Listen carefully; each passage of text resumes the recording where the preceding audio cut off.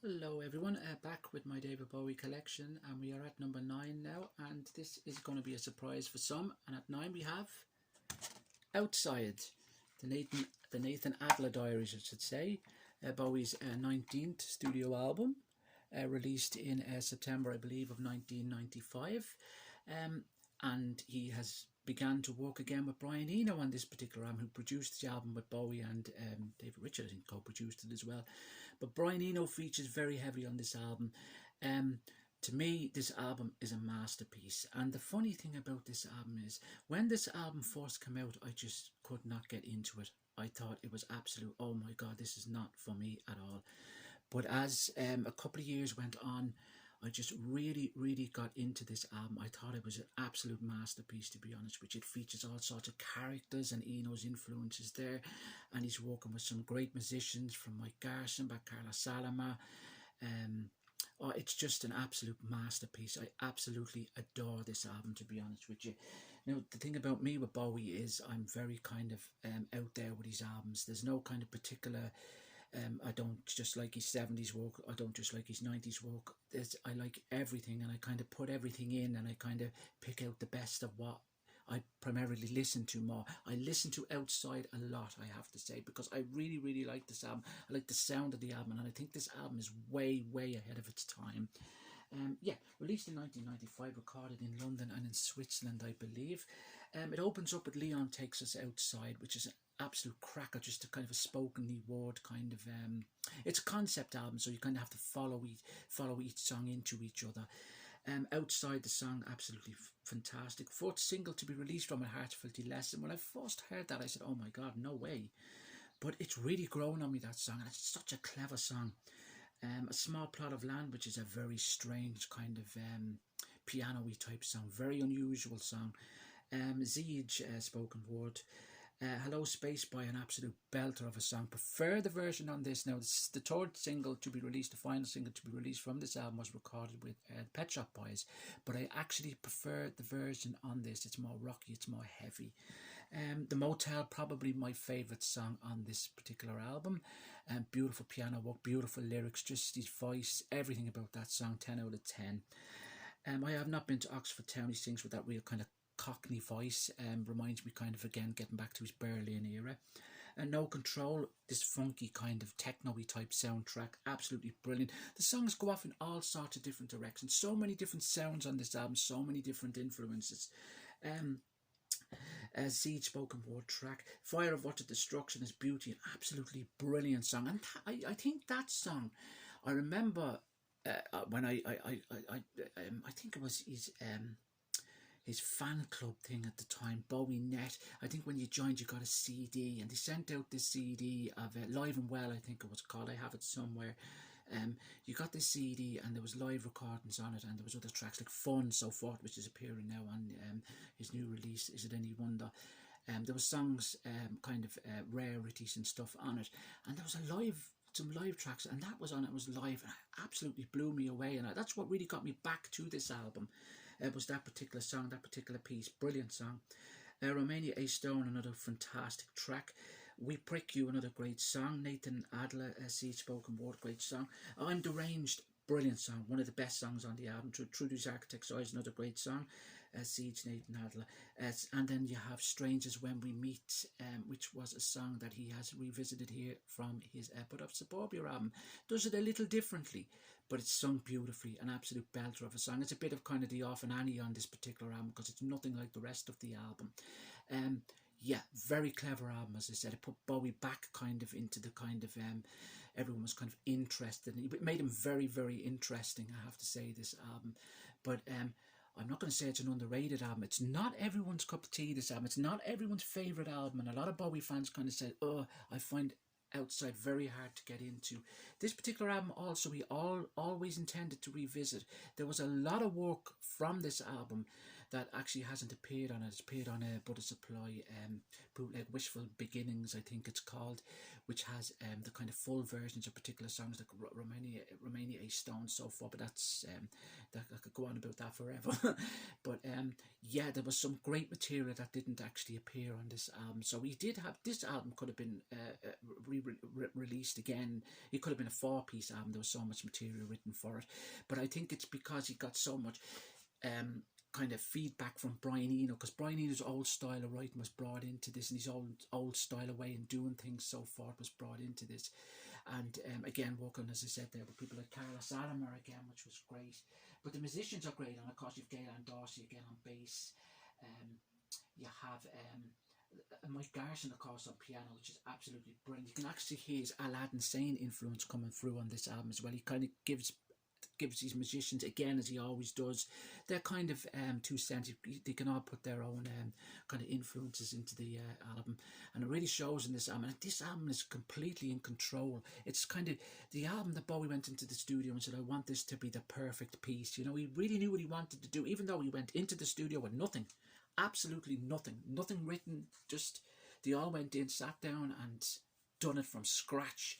And it absolutely really worked. And that's probably one of the best ways that Bowie works, by going in with just kind of his mindset as such, because the man is so inspirational. But yes, Outside, an absolute cracker of an album. Yeah, as I said there, the singles that were released from it, the first single to be released was The Heart's Filthy Lesson there, which an unusual cover, unusual videos with these releases as well.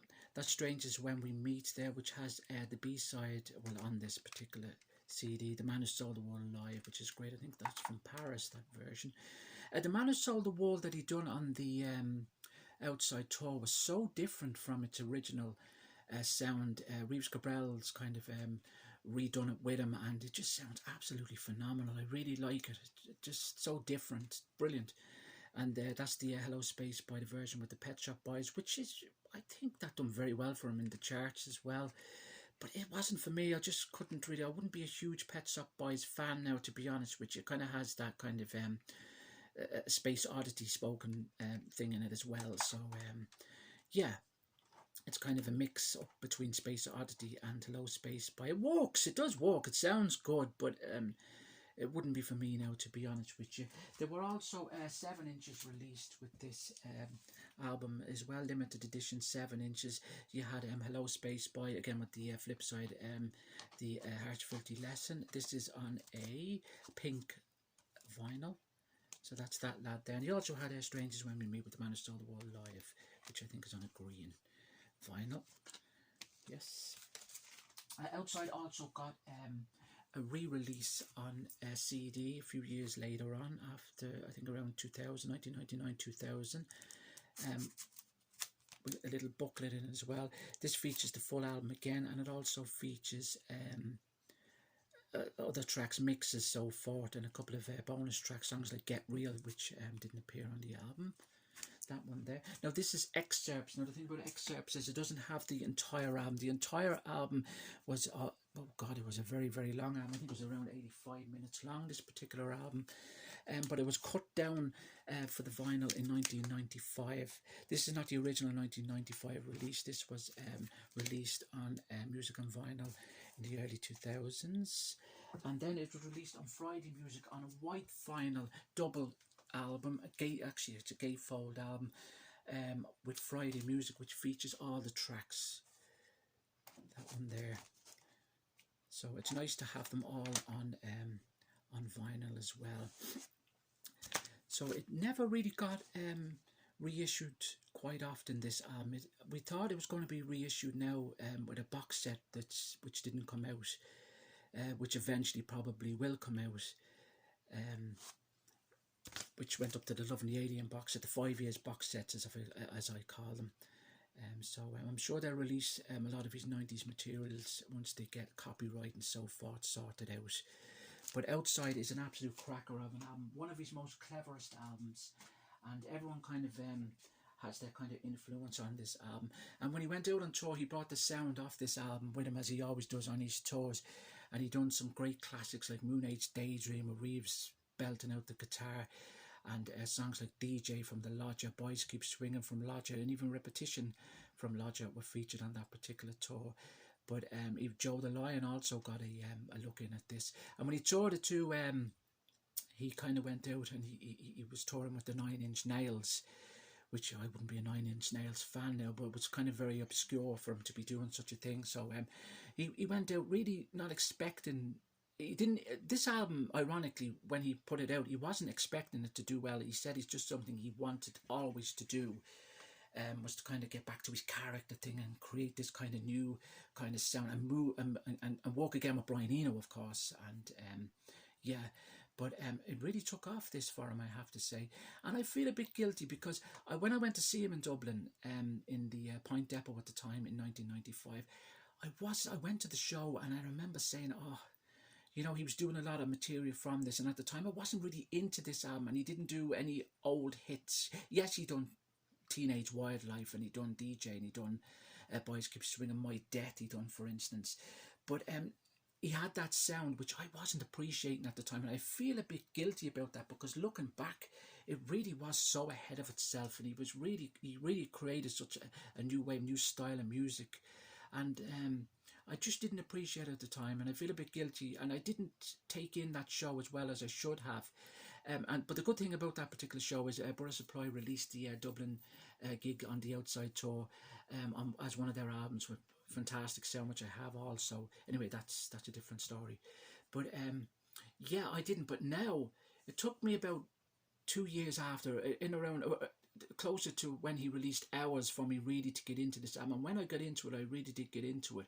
And I think a lot of Bowie fans have said that later on they kind of appreciated this album, because when you listen to it now, you can kind of see that this is a good album, you know.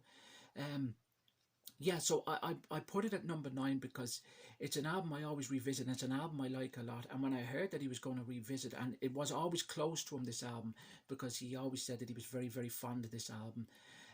Yeah, so Outside, brilliant album. Yep, number 9, and happy to have it there. And I shall return with number 8. Thanks for watching.